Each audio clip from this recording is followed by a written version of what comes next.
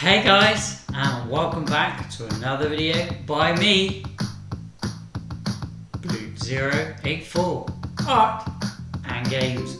And as you can see, we've got the art and creative bits out once again. We've got the paints out, and we have had my polymer clay once again. I have had a commission from somebody over on my Etsy channel. There is a link to my Etsy down below.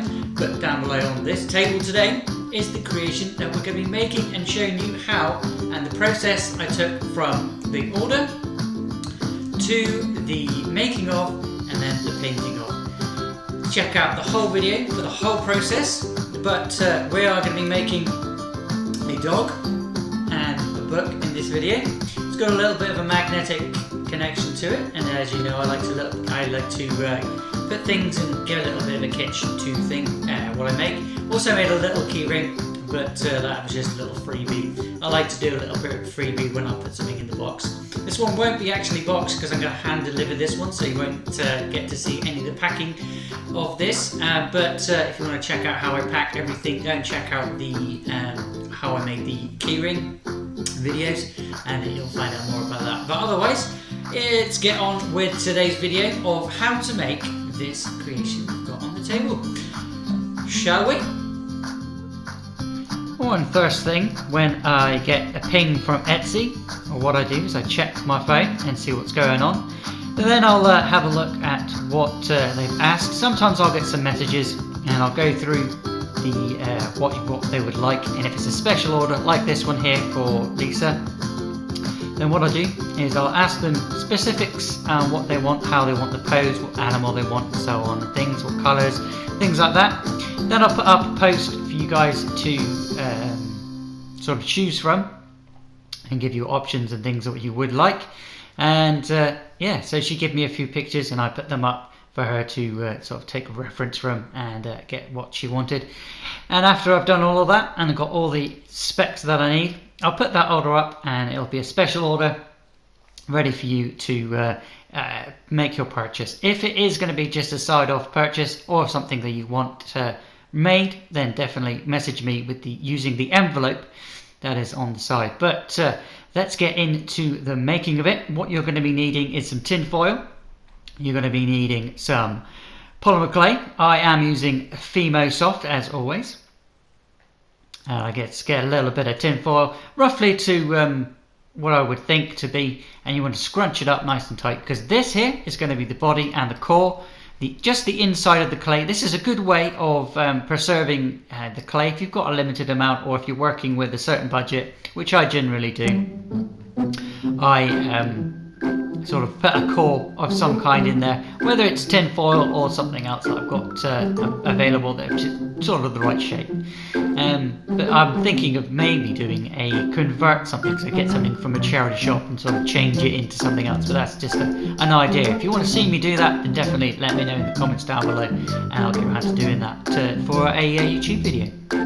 But yeah, we've got the tin foil, and once we've got all of that and got that ready and firm and made it so it's nice and tight and compacted, get some clay, soften that up. You can soften this clay because it's Fimo Soft. You can soften it nice and easy with just your hands, but if you're using a more of a firmer clay, I would get yourself a pasta maker or something along that lines of someone would be able to roll it out and get it soft. And roll it up, obviously once you've got it all soft and ready to go, you'll put that inside your, outside the tin foil and sort of wrap it. Make sure that you leave a little hole somewhere, because there is a possibility when you bake it that it will not explode but bubble and blow out, and any air bubbles inside. So you want to leave a little hole. There is a little hole there I've just made inside the head and thing. That was also to help to keep the head and body to fix together.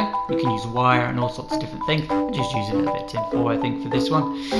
And then obviously you start to make, after that part is baked and cooled down, you want to make sure it is definitely cooled down before you start working with anything else, because the clay that you're using will start to get really soft and really tacky, and you won't be able to work with it, and you just want to kind of give up So make sure that your first bake is cooled down before you start putting any kind of details onto this.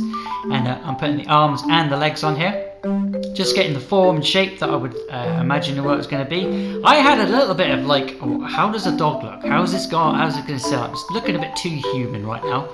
So I changed that. So I've got one of my old figurines, as you saw, and you can see just there. Sort of how to make a dog. That one there is available up on Etsy if you guys want to go and check that one out. Again, the link for that is down in the description, or it should be flashing up on the screen right now. But now I've figured out what I'm doing, I'm making up the arms and legs.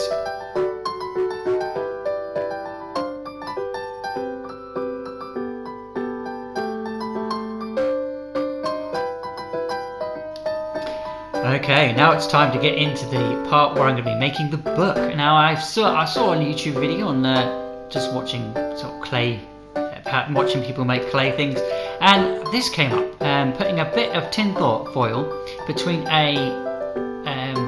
two pieces of thin polymer clay to make an actual firm book, and it worked really well. I was really surprised how it kept its form, especially on the baking, because I was a little bit worried that it would start flopping around when I made and actually baked it, and it worked pretty well to do this. So I definitely would recommend putting a core inside this if you're just going to do a book type thing as well. This will work for any kind of flat thing that you're doing. Sort of helps. Same idea with the original core, it helps and things like that.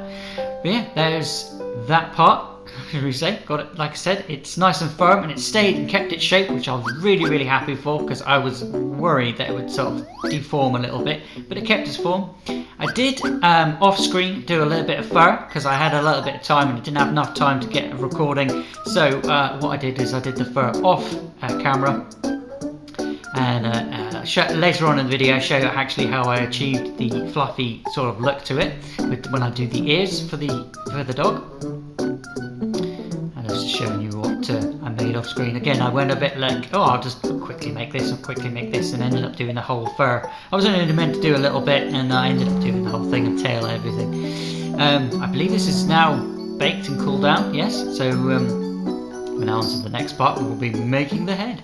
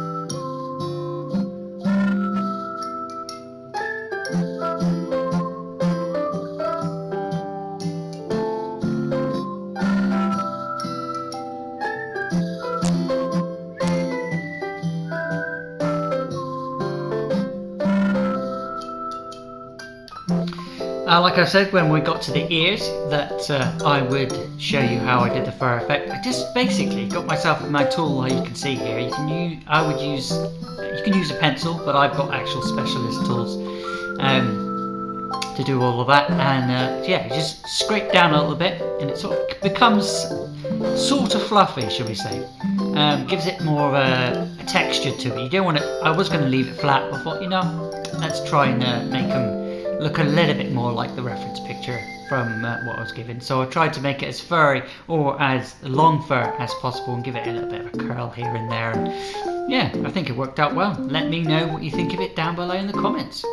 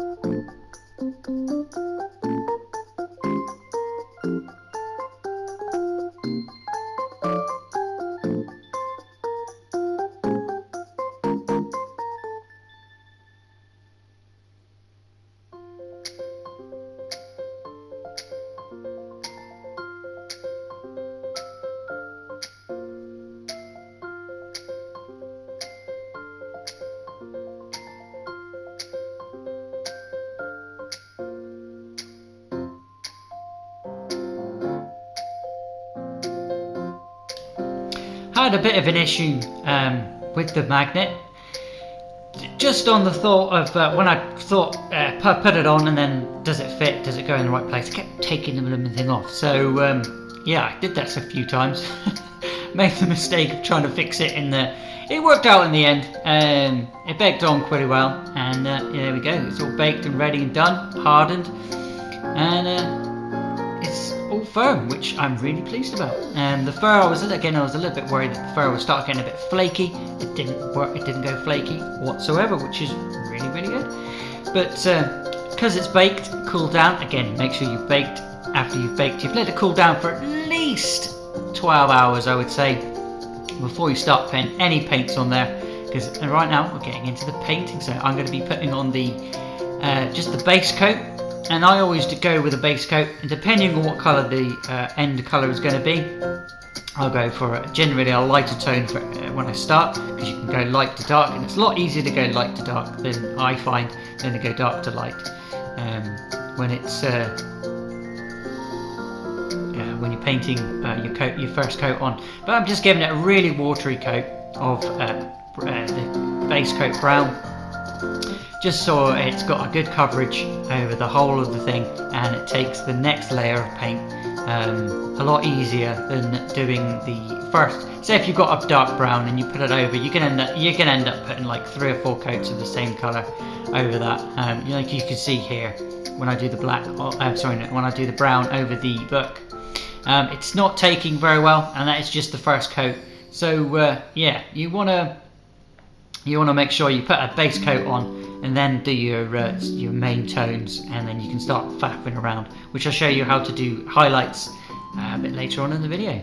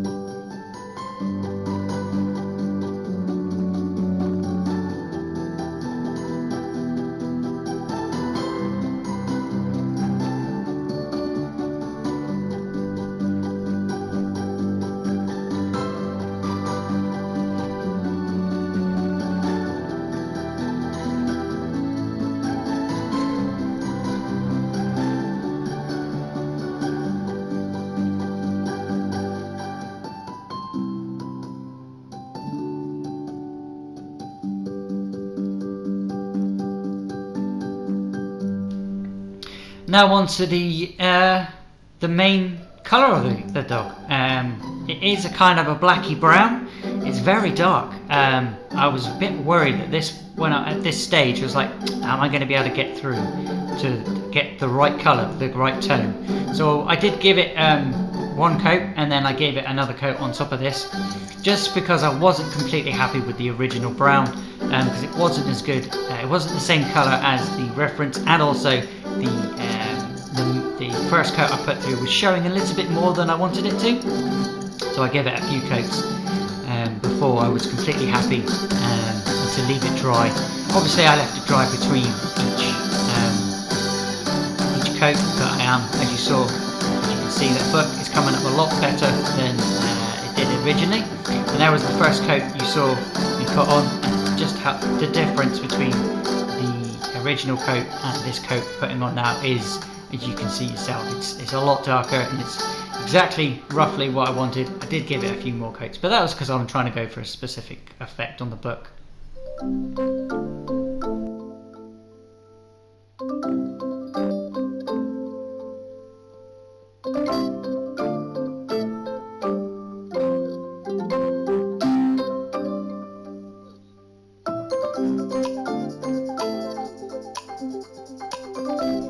Now that I've left that cool down, again I left that cool down for about, overnight I left it cool down, because I'd finished finished about 5 o'clock in the afternoon. I thought, you know what, let's leave that dry overnight, and it worked out well. But there is a way of drying it. You can use a hairdryer. Again, if you're going to use a hairdryer, make sure you dry it and let it cool down. You always every single time you warm it up, let it cool down. You'll end up making a mess of things. You'll end up having to start again, and nobody wants to do that. But now I'm getting into the details, because I've left that to cool down, let that dry, so I'm ready to start putting on the black for the nose. I do some pink for the tongue. I leave at the pink for the tongue. I don't paint the teeth just yet. But again, the eyes are a bit black. Again, I was like, these eyes are very black. But as you see later on, what I do to make them pop a little bit.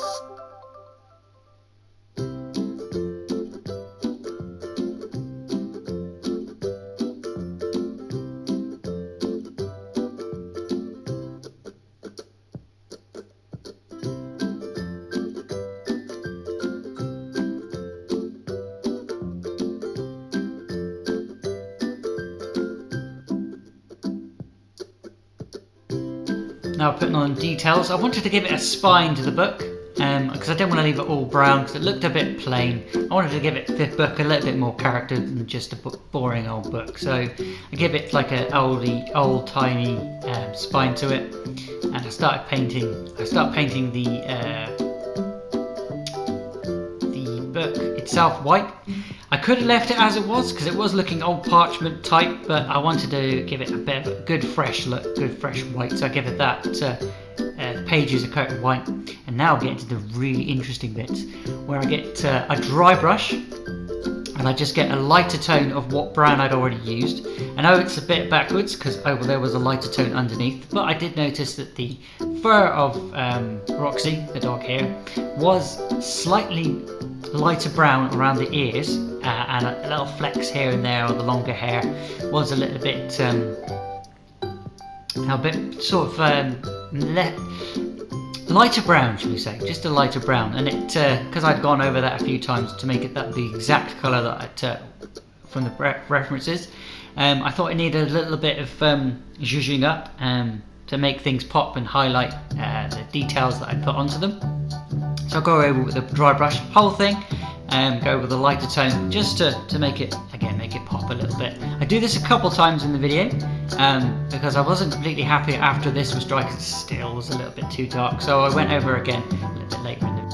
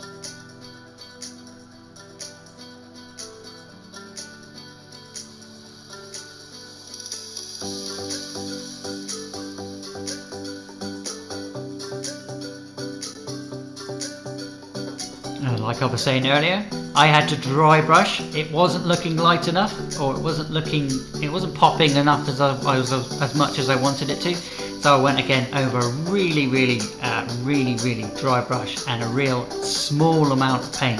You don't want to be lagging. You don't want loads on your brush. You just like ever so slightly dabbing it, and you can even rub off a little bit, like you see in the bottom left corner. I rubbed all of that excess paint off, and I ended up using just those semi-dry piece to flick over to again make everything pop.